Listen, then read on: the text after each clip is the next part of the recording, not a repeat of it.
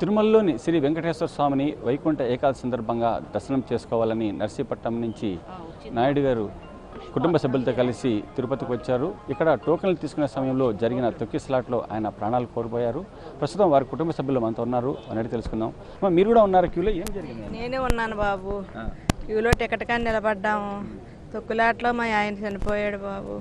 నేను పడిపోయాను బాబు, నన్ను లెగదీసి ఒడ్డును పడేశారు బాబు. నేనేం చెప్పేది బాబు, ఇంకా పోయాడు బాబు, మా ఆయన చనిపోయాడు బాబు.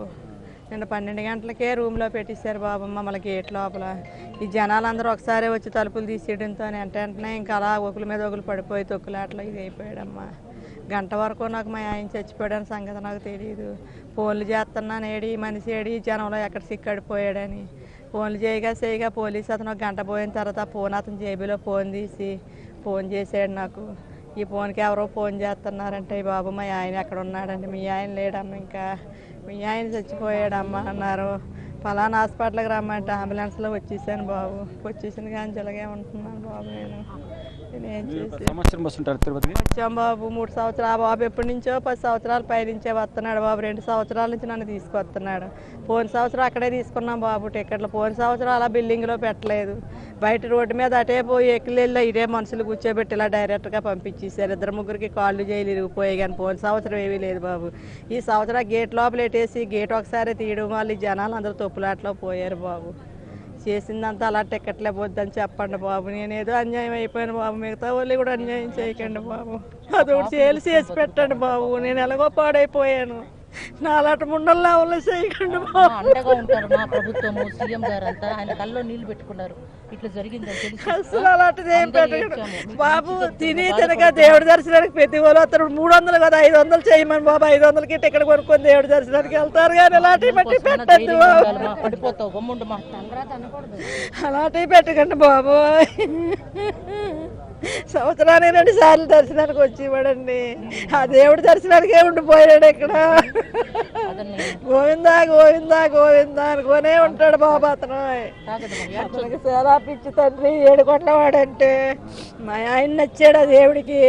ఇతను సేవ చేయించుకోవడానికి ఇతన్ని ఇక్కడ ఉంచేసుకున్నాడు బాబు. మేము ముందుగా ఆదివారం నాడు బయలుదేరి సేవకు వచ్చాము సార్. మేము కొండ మీద ఉన్న సేవ చేసుకుంటున్నాం.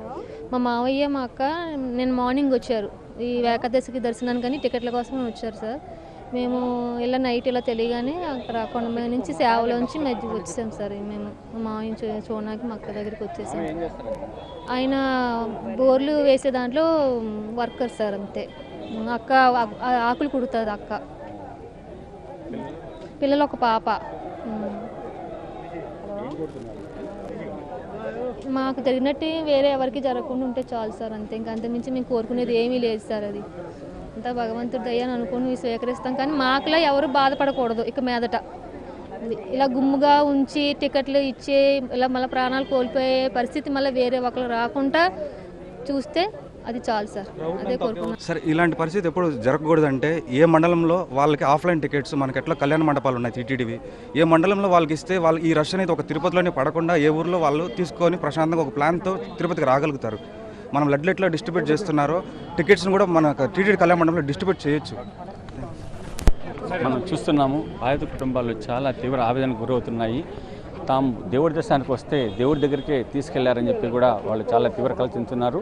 ఇప్పటికైనా టీటీడీతో పాటు ప్రభుత్వం సరైన చర్యలు తీసుకుని భవిష్యత్తులో ఎవరికి ఇలాంటి ఘటన జరగకుండా చర్యలు తీసుకోవాలని చెప్పి కూడా బాధిత కుటుంబ సభ్యులు కోరుతున్నారు. జర్నలిస్ట్ ప్రదీప్తో అమర్, ఎన్టీవీ తిరుపతి.